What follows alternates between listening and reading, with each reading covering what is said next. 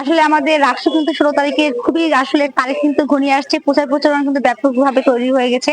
আমাদের কিন্তু ক্যাম্পাস থেকে শুরু করে পশ্চিমপাড়া, পূর্বপাড়া, আমাদের বিনোদপুর, আমাদের যে আবাসিক নিচগুলো থেকে শুরু করে আমাদের যে আমাদের বিশ্ববিদ্যালয় স্টেশন, বাজার, মেহেরচন্ডী, বিভিন্ন কিন্তু পয়েন্টে কিন্তু আমাদের যেখানেই ভোটার পাচ্ছি আমরা কিন্তু তাদের দৌড় দিচ্ছি, আমরা কিন্তু ভোট চাচ্ছি।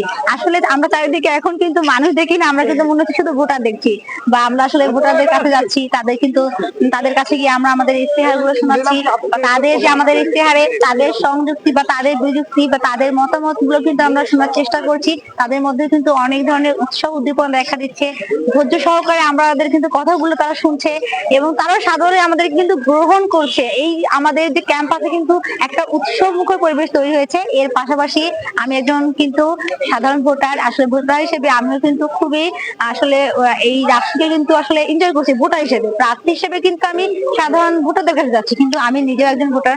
আমিও কিন্তু বিভিন্ন ধরনের ব্যালট পেপার গুলো তাদের কাছে পাচ্ছি বা আমিও সংগ্রহ করছি। এর পাশাপাশি কিন্তু আমি আসলে খুবই উৎসবমুখর আসলে যে পরিবেশ, সেটা ধারাবাহিকতা আমি আসলে নিজের হাতে কিন্তু মেহেদি দিয়েছি। মেহেদিতে কিন্তু পুরো ডিজাইন 5, আমার ব্যালট নাম্বার 5, সম্পাদক মহিলা বিষয়কে আসলে আমি মনে রাখার জন্য কিন্তু আমি সুন্দরভাবে আসলে উৎসবমুখর করে রাখার জন্য কিন্তু আমি আসলে সুন্দর ডিজাইন করেছি।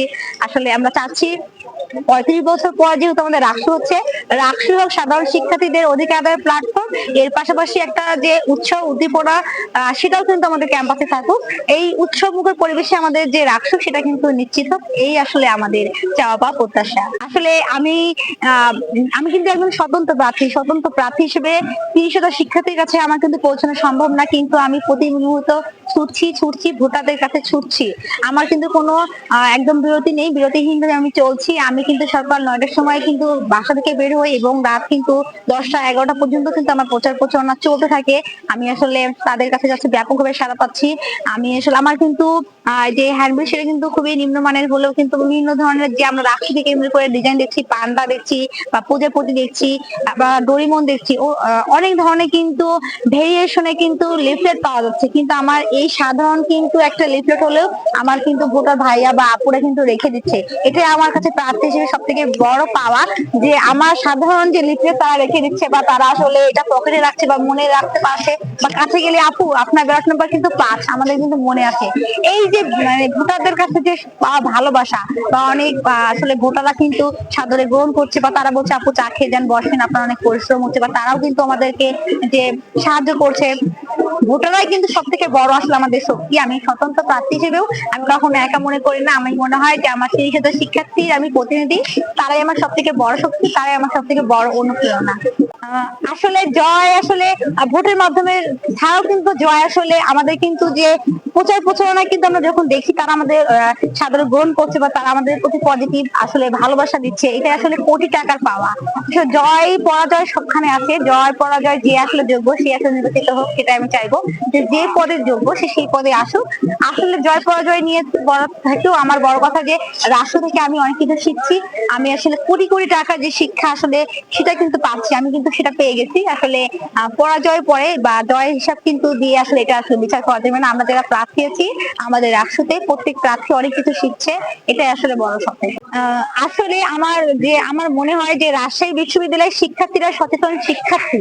তো একজন মানে বিশ্ববিদ্যালয়ের যারা শিক্ষার্থী তারা কিন্তু সব থেকে মেধাবী শিক্ষার্থী এবং তাদের কিন্তু যে বিচার বিবেচনা সব থেকে উন্নত।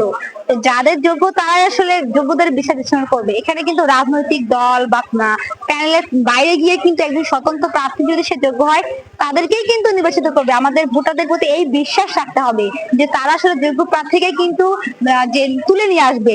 রাষ্ট্র কিন্তু কোনো যে রাজনৈতিক মানে প্ল্যাটফর্ম না, রাষ্ট্র একটা অরাজনৈতিক প্ল্যাটফর্ম এবং রাষ্ট্র যে পদগুলো সেগুলো কিন্তু সবগুলো স্পেশালিস্ট পদ, যে পদের যোগ্য সে সেই পদে ডিজার্ভ করে।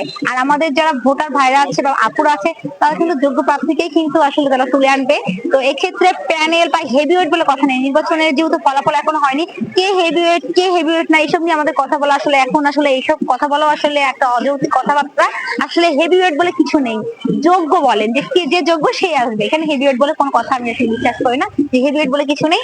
আমি আসলে যোগ্যতার বিশ্বাস করি, যে যোগ্য সে আসলে উঠতে পারবে। আসলে বিভিন্ন ধরনের প্যানেল গুলো পাল্টাপাল্টি অভিযোগ করছে আচরণবিধি লঙ্ঘন নিয়ে। ছাত্রদল শিবিরকে বলছে বা সম্মিলিত শিক্ষার্থী যে জোট তাকে বলছে, বা তারা আবার উল্টা ছাত্রদলকে বলছে। তো এর পাশাপাশি কিন্তু এসব আসলে আমি আসলে ট্যাগিং ফ্যাগিং রাজনীতি বা এই ধরনের কোনো কিছুর বাইরে গিয়ে আমি আসলে সৌহার্দ্যপূর্ণ ভাবে প্রার্থীদের সঙ্গে আসলে আমি আসলে প্রচারণা করছি যে আমরা কিন্তু সবাই মিলে কি চাই, আমরা তো সুষ্ঠু রাখছু।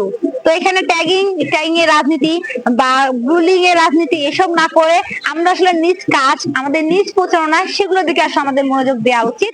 এবং সব ধরনের প্যানেল, সব ধরনের প্রার্থী, স্বতন্ত্র প্রার্থী, রাজনৈতিক ব্যক্তিত্ব, অরাজনৈতিক সবাইকে নিয়ে উৎসবমুখর পরিবেশে সুষ্ঠুভাবে একটা উৎসব উচ্ছ্বাসপূর্ণ পরিবেশে আমরা আসলে রাখবো, সেটা আসলে চাচ্ছি।